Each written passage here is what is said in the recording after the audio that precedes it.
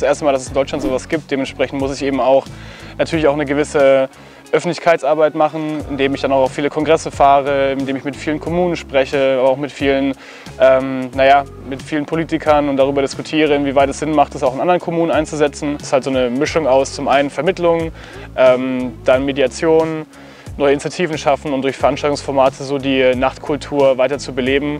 Also ich habe meine fixen Termine, sowohl mit den Betreibern der Stadt, also mit allen Clubs und Bars. Das findet im 3-monatigen Turnus statt, das ist dann das Betreibertreffen. Da tauscht man sich eben über verschiedene Initiativen aus.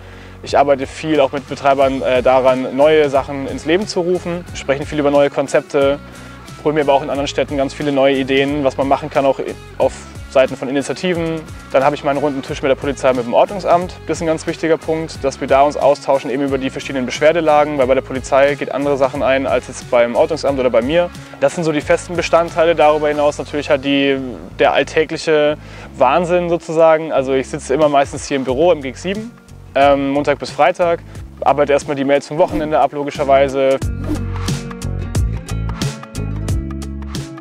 Ich war in dem Zeitpunkt, als diese Stelle ausgeschrieben wurde, war ich ganz, ganz tief in meiner Masterarbeit verstrickt, die ich eben über die Veranstaltungswirtschaft geschrieben habe in Rhein-Neckar. Und diese Ausschreibung war dann irgendwie so, hat sich damit so eingereiht und es war einfach für mich so der perfekte Übergang auch nach dem Studium, direkt zu sagen, okay, das wäre jetzt ein Job, den ich mir zutrauen würde, auf den ich Lust habe. Und dann einfach mal ins Blaue mich beworben und war sehr froh, dass es dann geklappt hat.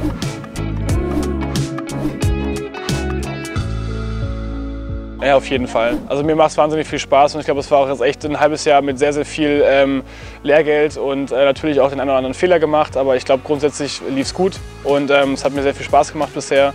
Es ist eine wahnsinnige Herausforderung, jeder Tag ist anders, was für einen Mensch wie mich einfach das Schönste ist. Also ich kann mich auch nicht so leicht mit dem Alltag irgendwie anfreunden, deswegen ist es für mich der absolut beste Alltag, den ich mir vorstellen kann.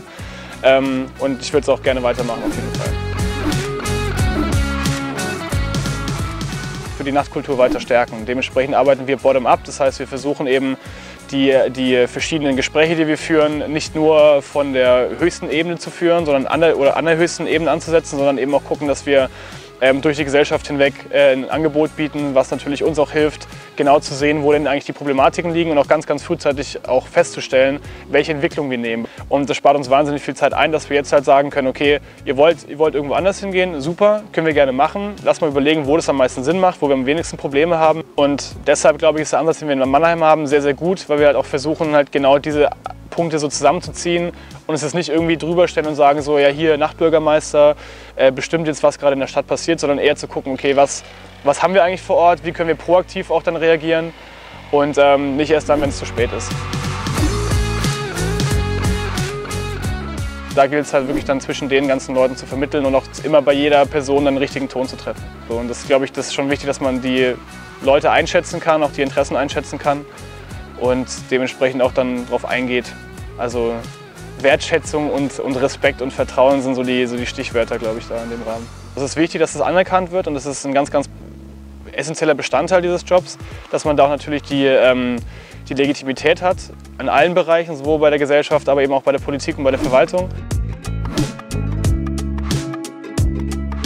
Es ist halt für mich auch schön zu sehen, wenn ich weiß, okay, das hat sich jetzt in Deutschland so rumgesprochen, es war jetzt kein PR-Gig, die Leute haben gemerkt, okay, das bringt wirklich was, es kann funktionieren. Ich meine, wir haben allein in den Niederlanden sind es, glaube ich, 12 oder 13 Nachtbürgermeister.